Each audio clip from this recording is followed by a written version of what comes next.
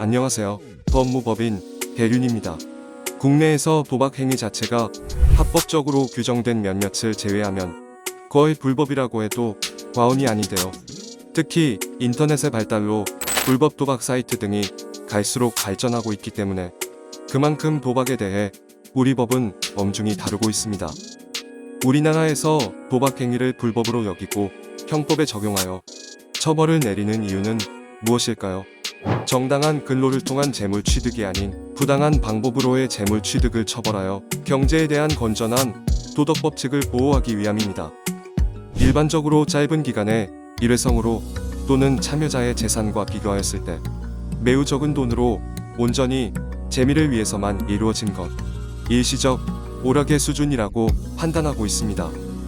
하지만 이 기준은 사건에 따라 기준점에 차이가 있을 수 있기 때문에 변호사의 조력을 받지 않는다면 유죄가 성립될 수 있는데요. 불법 도박 사이트를 운영하다가 적발이 되거나 경마를 수단으로 불법적인 방법을 이용하는 경우 등 그 상황에 따라 처벌의 기준이 달리 적용됩니다.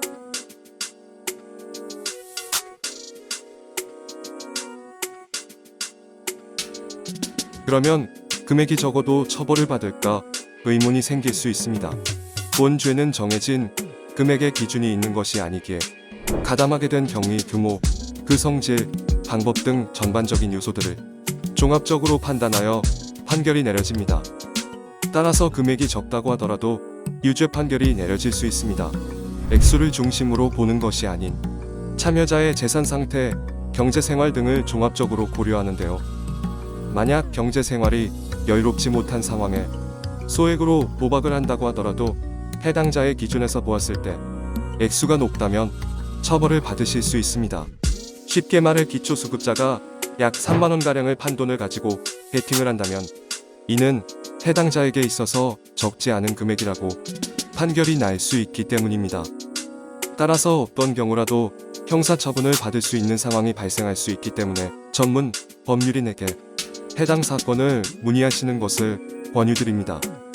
만일 도박 혐의를 받는다면 초범이거나 동일한 전과가 없더라도 방심해서는 안 되며 상습성이 인정되거나 도박 액수가 억대를 넘어설 경우 중한 처벌로 이어질 수 있으므로 수사 초기부터 적극적인 소명이 이루어져야 합니다.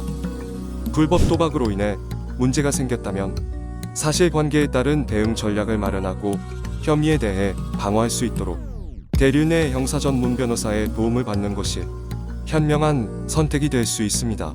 감사합니다.